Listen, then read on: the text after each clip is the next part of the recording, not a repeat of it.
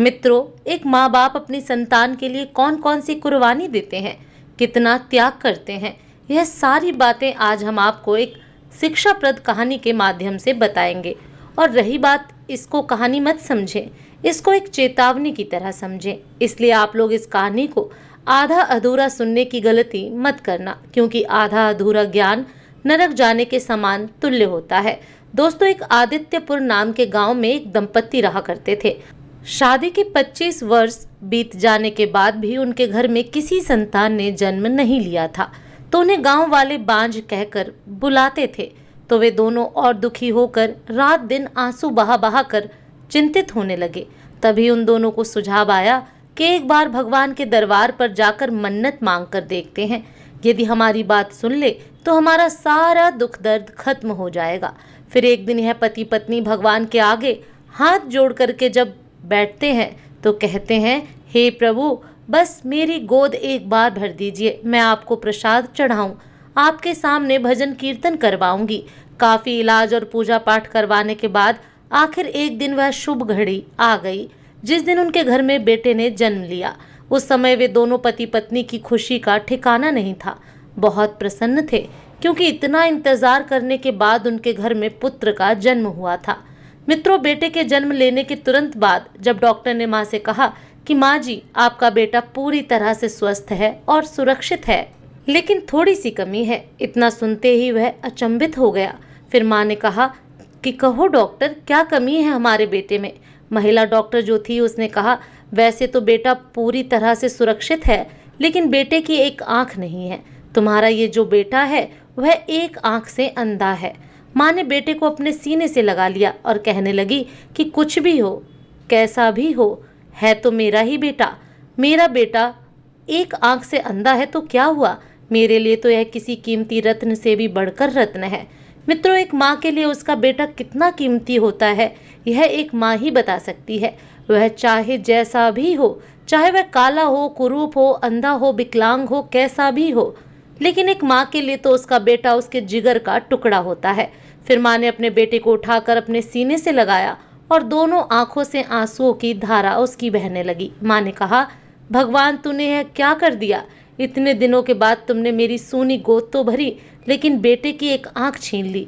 उस दुखी माँ को रोते हुए जब काफी समय बीत गया तो वहां पर एक डॉक्टर खड़ी थी। डॉक्टर ने कहा, माँ जी, आप रोइए मत, आपका यह बेटा देख सकता है, लेकिन इसके लिए आपको कुछ सालों का इंतजार करना होगा। इसके बाद यदि कोई अपनी आंख इसको दे दे तो यह दोनों आंखों से देख सकेगा। उस महिला डॉक्टर की बात को सुनकर के माँ को कुछ धैर्य बंधा। इसके बाद वह दोनों पति पत्नी अपने बेटे को लेकर के घर आ जाते हैं और खुशी खुशी जीवन यापन करने लगे। फिर मित्रों, जब धीरे धीरे समय बीतता गया, बेटा जब कुछ बड़ा हुआ तो माँ को अपने बेटे के एक आंख से अंधे होने की चिंता सताने लगी। फिर तभी माँ ने अपनी आंख दे करके उस बेटे के अंधेपन से उसको छुटकारा दिला दिया और खुद अंधी बन गई। एक माँ अपनी सुंदरता को नष्ट करके अपने बेटे को सुंदर बना दिया। कुछ दिनों के बाद उसके पति जब बीमार हो गए और पति की बीमारी में घर का सारा धन जितना भी था वह सब खर्च हो गया। जो भी जमा पूंजी थी उनके पास, वह सब धीरे धीरे समाप्त होने लगी। इसके बाद उन पर जैसे दुखों का पहाड़ टूट पड़ा।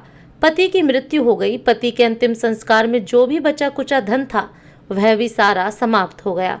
अब वह अंधी माँ दूसरों के घरों में काम करके मिलने वाले धन से अपने और अपने बेटे का खर्च चलाने लगी।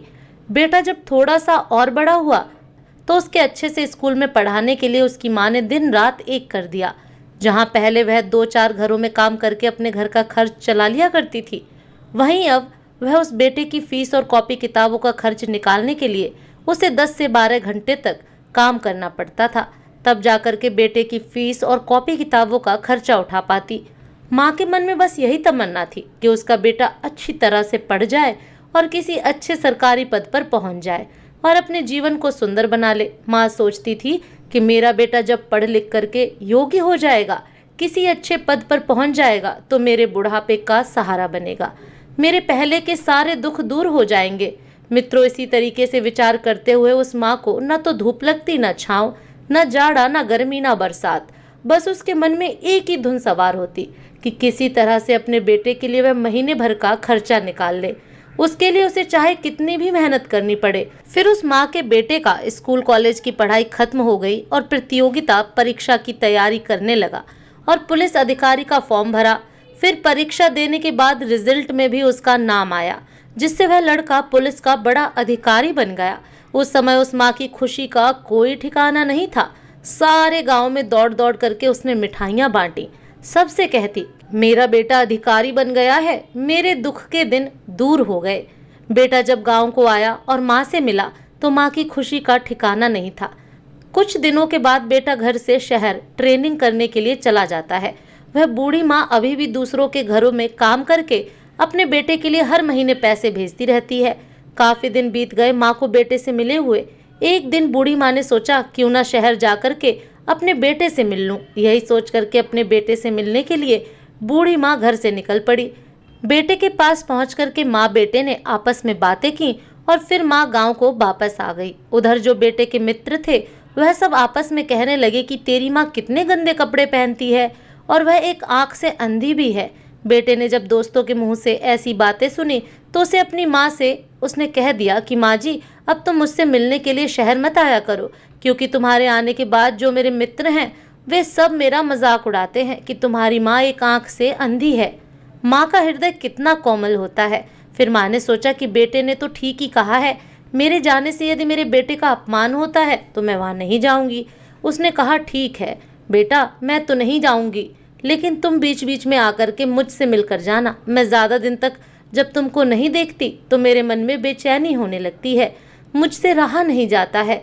धीरे धीरे समय बीतता गया। बेटे ने एक जिले में बड़े अधिकारी का पद संभाल लिया। पहले बेटा कभी कभी कुछ दिनों में माँ का हालचाल ले लिया करता था, लेकिन जब से वह बड़े अधिकारी बन गया वह अपनी माँ का हालचाल लेना भी बंद कर देता है। माँ मजबूर थी क्योंकि वह बेटे से मिलने जा नहीं सकती थी, क्योंकि मेरा बेटा जाने के लिए मना किया है। फिर बहुत दिनों के बाद एक चिट्ठी आई। उस चिट्ठी में लिखा था कि माँ जी, मैं बिल्कुल कुशल से हूँ, ठीक ठाक हूँ। मैंने यहाँ पर एक अच्छी सी लड़की देख करके शादी कर ली है। मेरी जो पत्नी है वह बहुत बड़े घर की बेटी है। माँ ने जब बेटे के पत्र को पढ़ा तो उसकी आंखों से आंसुओं की धारा बहने लगी। वह सोचने लगी कि मैं तो इसी दिन का इंतजार कर रही थी कि मैं अपने बेटे की शादी बड़ी धूमधाम से करूंगी, पूरे गांव में मिठाइयाँ बांटूंगी, लेकिन मेरे बेटे ने मुझे अपनी शादी में बुलाया तक नहीं। उसके सारे अरमान धरे के धरे रह गए। वह रात में जब लेटी तो पूरी रात रोती रही, उसकी आंखों से आंसुओं की धारा बहती रही। वह माँ सोचती रही कि मैंने कौन सा पाप किया था जो इतनी मेहनत करने के बाद, दूसरे के घरों में चौका बर्तन करने के बाद मैंने अपने बेटे को पढ़ाया लिखाया, इस योग्य बनाया, और आज उसी बेटे ने मुझको भुला दिया। पत्र के अंत में लिखा था, मैं बहुत जल्दी ही तुमसे मिलने के लिए गाँव आऊँगा। चिट्ठी को पढ़कर के माँ का कलेजा ठंडा हो गया। बूढ़ी माँ फिर सोचने लगी, खैर शादी में मुझे नहीं बुलाया तो क्या हुआ, मुझसे मिलने के लिए वह बहू को साथ लेकर के घर तो आएगा ही। यही सोच करके बहू और बेटे की कुशलता की कामना भगवान से करते हुए वह बूढ़ी माँ अपने दिन गुजारने लगी। फिर कुछ दिनों के बाद जब दूसरी चिट्ठी आई तो उस चिट्ठी में लिखा हुआ था, माँ जी, मेरे घर में पुत्र का जन्म हुआ है, आपको पोता हुआ है। पोते की बात सुनते ही बुढ़िया की खुशी का ठिकाना नहीं रहा। अब की बार वह पोते को देखने के लिए धीरज नहीं धर सकी। उसके मन की प्रबल जिज्ञासा उत्पन्न हो गई।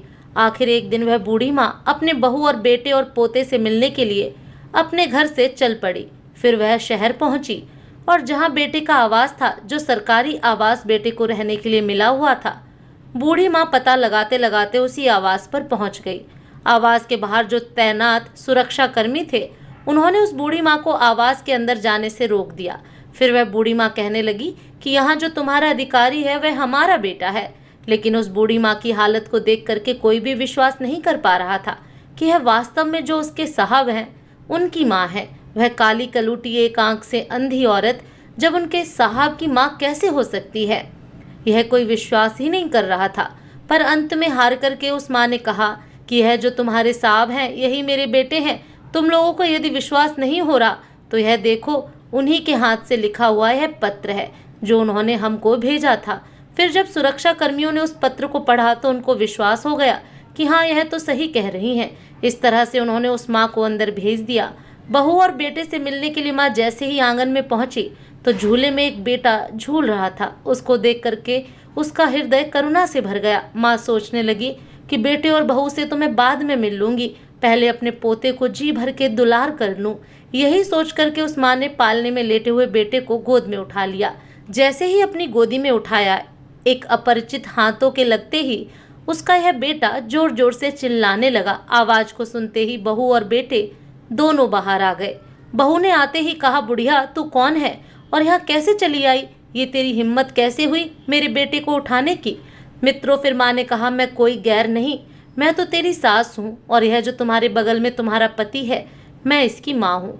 फिर बहू ने कहा कि जा बड़ी आई सास बनने, अपनी शक्ल आईने में देखी है तुमने?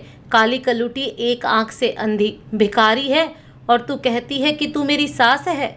बहू अपने पति की तरफ मुंह करके कहती है, क्यों जी, यही तुम्हारी माँ है? तभी बेटा कहता है कि नहीं नहीं, यह झूठ बोल रही है, यह मेरी माँ नहीं है।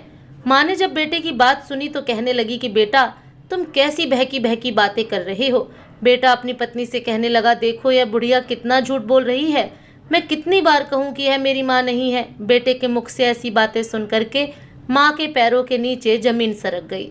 फिर माँ ने कहा कि बेटा तू ठीक कहता है, शायद मुझसे ही गलती हो गई है, तेरे जैसा ही मेरा बेटा था इसलिए मैं यहाँ चली आई। खैर कोई बात नहीं, मुझे माफ कर देना। इतना कह करके माँ घर से बाहर निकल करके आती है। मन में हजारों तरह के विचार चल रहे होते हैं। जिस बेटे को मैंने बुढ़ापे का सहारा समझा, वही बेटा बड़े घर की बेटी से विवाह कर मुझे पत्नी के सामने पहचानने से इनकार कर रहा है। अब क्या करूंगी मैं जी करके? जिसे मैंने सुख का साधन समझा था, बुढ़ापे की लाठी समझा था, आज वही लाठी टूट गई। आज तक जिसके सहारे जीती चली आई, आज वही सहारा छूट गया। फिर आंखों से आंसुओं की धारा बहने लगी और कहने लगी, वाह भगवान, यह तेरा कैसा न्याय है।